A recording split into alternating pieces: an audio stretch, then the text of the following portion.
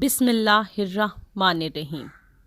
شروع اللہ کے نام سے جو بڑا مہربان اور نہایت رحم فرمانے والا ہے۔ آج کا ہمارا موضوع کلام ہے حضرت امیر معاویہ رضی اللہ تعالی عنہ۔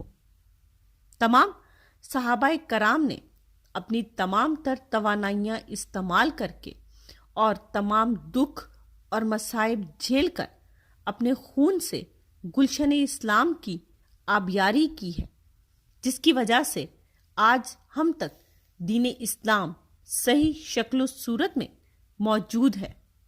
پوری امت میں سب سے بلند اعزاز اور مقام پانے والے صحابہ کرام رضی اللہ تعالی عنہم نے دین اسلام کو پھیلانے اور بچانے کے لیے نبی کریم صلی اللہ علیہ وآلہ وسلم کے ساتھ ایسی جانثاری اور وفاداری کا ثبوت دیا کہ اس دنیا میں اس کی مثال نہیں ملتی۔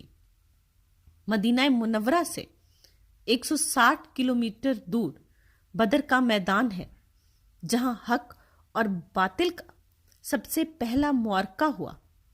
شمع اسلام کو گل کرنے والے کئی ابدی بدبخت خاک و خون میں تڑپ تڑپ کر بالآخر خدائی قہر کا شکار ہوئے اور کفر کے غرور کا سر نیچا ہوا۔ رسول پاک صلی اللہ علیہ وآلہ وسلم کے شیر دل سپاہیوں نے مشرکوں کو خاک چاٹنے پر مجبور کیا۔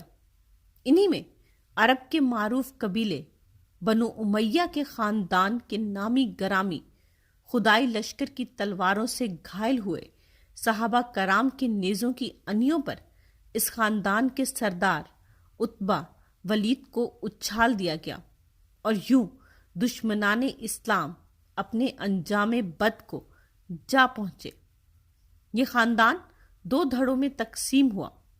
بعض دین دشمنی میں اپنی جان کی بازی ہار گئے اور بعض دین دوستی میں حیات جاویداں پا گئے۔ اس دوسرے فریق میں بنو امیہ کا وہ خوش نصیب شخص جسے دنیا جرنیل اسلام، کاتب وحی، فاتح عرب و عجم اور امام تدبیر و سیاست اور سب سے بڑی اسلامی ریاست کے حکمران کے تعارف سے جانتی ہے، وہ ہیں حضرت امیر معاویہ بن ابو سفیان۔ حافظ ابن حجر رحمۃ اللہ علیہ نے اپنی کتاب میں یہ لکھا ہے کہ آپ بعثت نبوی سے 5 برس پہلے پیدا ہوئے۔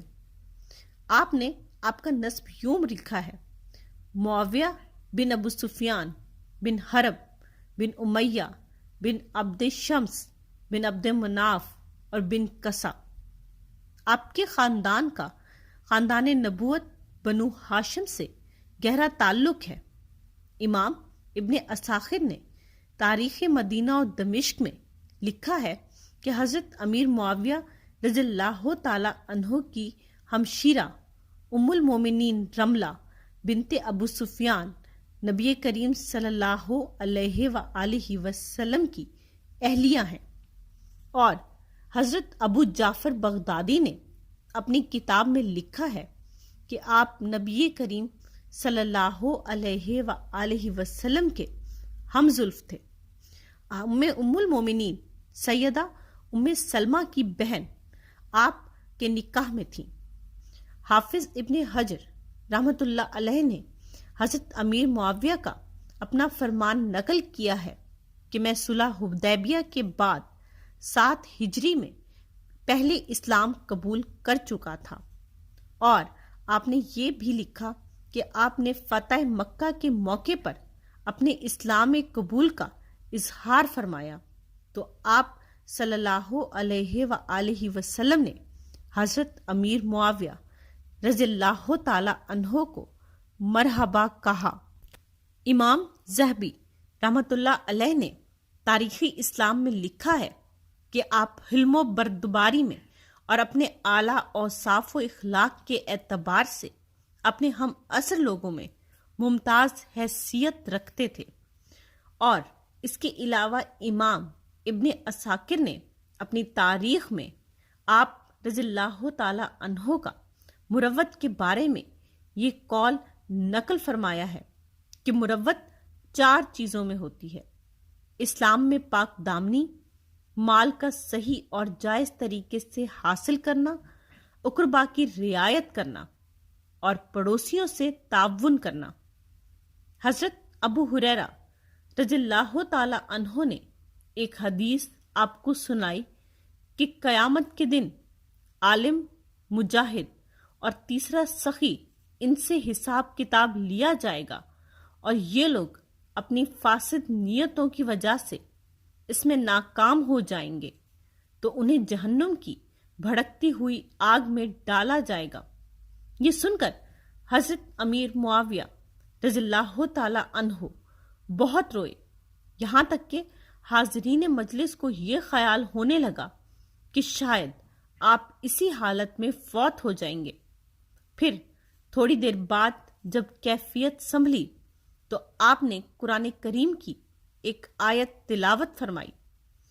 ایک روایت میں آتا ہے کہ ابو مریم ازدی رضی اللہ تعالی عنہ آپ رضی اللہ تعالی عنہ کی خدمت میں حاضر ہوئے اور نبی کریم صلی اللہ علیہ وآلہ وسلم کا یہ فرمان سنایا: جس شخص نے کسی حاجت مند کی ضرورت کو پورا نہ کیا اور حاجت مند پر اپنا دروازہ بند کر لیا تو اللہ تعالیٰ بھی آسمان سے اس کی حاجت روائی کا دروازہ بند فرما دے گا۔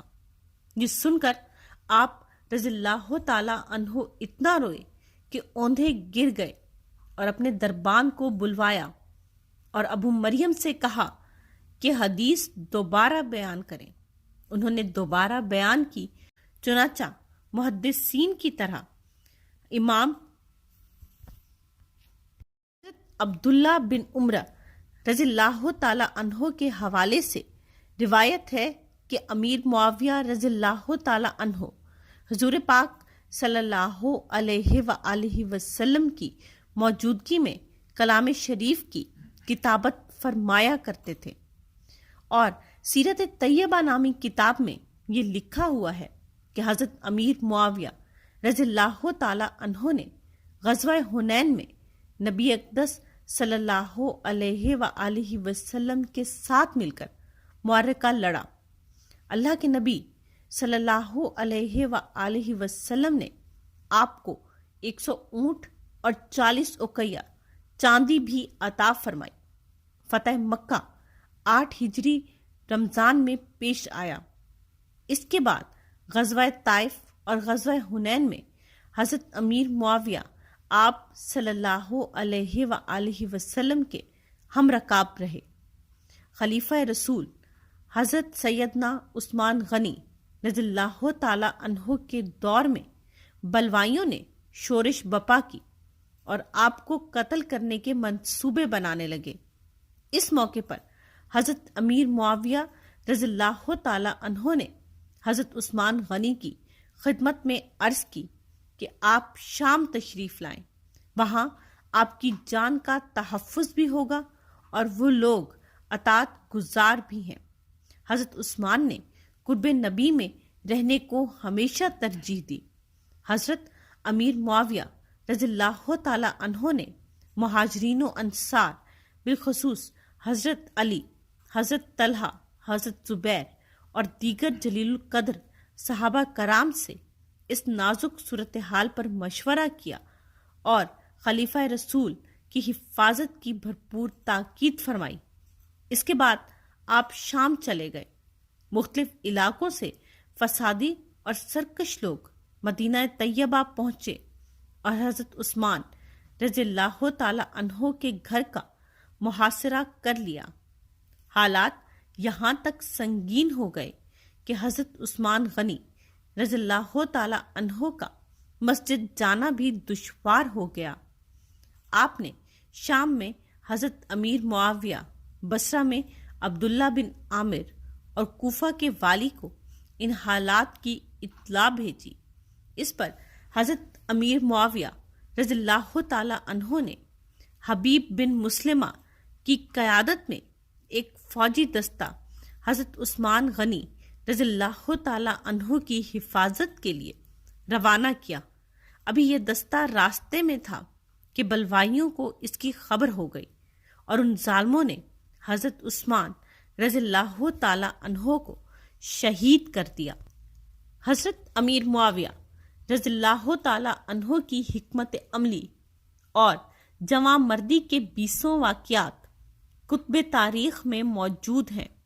اپنی مدبرانہ سوچ اور حکمت عملی کی بدولت آپ نے تقریباً 64 لاکھ مربع میل پر حکمرانی کی۔ کئی ملک، شہر، جزیرے اور علاقے آپ کے دور میں فتح ہوئے اور وہاں اسلامی ریاست کو فروغ دیا گیا۔ کسی بھی ریاست کے لیے سب سے اہم بات اس کی رعایا کی خبر گیری اور ان کی ضروریات کو منظم طور پر پورا کرنا ہوتا ہے۔ لہٰذا تاریخ میں یہ لکھا ہے کہ حضرت امیر معاویہ رضی اللہ تعالی عنہ نے رعایا کی خبر گیری کا پورا نظام مقرر کیا ہوا تھا۔ ہر قبیلے میں ایک شخص کو متعین فرماتے جو قبیلے والوں کے حالات اور ضروریات کی مکمل خبر گیری کرتا، اور مفتوحہ علاقوں میں آپ نے آباد کاری کی داغ بیل ڈالی اور مختلف ممالک میں اسلامی افواج کے لیے چھاؤنیاں اور مراکز قائم کیے۔ اس کے ساتھ ساتھ ہر علاقے کے اندرونی صورتحال کو جرائم سے روکنے اور پرامن رکھنے کے لیے پولیس کی ضرورت ہوتی ہے۔ آپ نے اس کے بھی پورے انتظامات فرمائے۔ آپ کے دور میں محکمہ آب پاشی پر بھی خصوصی توجہ دی گئی اور عوام کی سہولت کے پیش نظر نہری نظام کی بنیاد ڈالی گئی۔ مختصر یہ کہ آپ نے کئی منصوبوں کو عملی جامہ پہنایا۔ مثلا تجارت کے فروغ کے لیے آپ نے بیت المال سے بغیر نفع اور سود کے قرضے جاری کیے اور اس کے لیے بین الاقوامی معاہدے کیے، انتظامیہ کو منظم کیا اور اسے عدلیہ میں مداخلت سے روکنے کا حکم جاری کیا۔ دمشق میں سب سے پہلا اقامتی ہسپتال قائم کیا۔ خانہ کعبہ کے پرانے غلافوں کو اتار کر نیا غلاف چڑھانے کا حکم نامہ جاری کیا۔ سب سے پہلے اسلامی بحری فوج قائم کی، بحری جہاز کے کارخانے بنائے، عالمی سپر پاور رومی بحریہ کو شکست دی، ڈاک کا جدید اور مضبوط نظام قائم کیا اور ڈاک کے نظام کی اصلاحات کی۔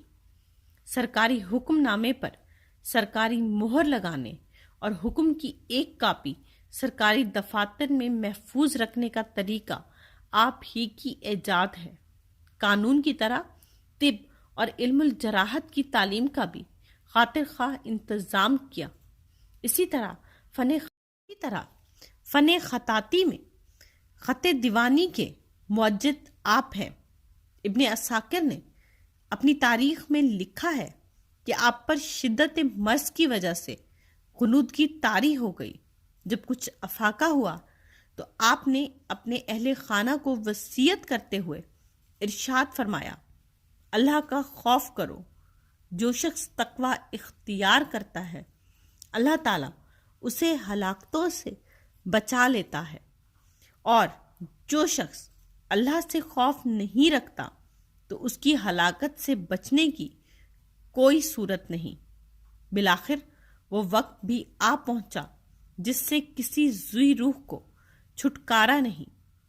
تاریخ خلیفہ ابن خیاط میں ہے کہ آپ کی وفات 22 رجب المرجب 60 ہجری کو ہوئی، اور جو آپ کے متمد خاص تھے انتقال کے بعد آپ کے مکان کے باہر تشریف لائے اور فرمایا کہ امیر معاویہ رضی اللہ تعالی عنہ تمام عرب کے لیے جائے پناہ تھے، ان کے معاون و مددگار تھے۔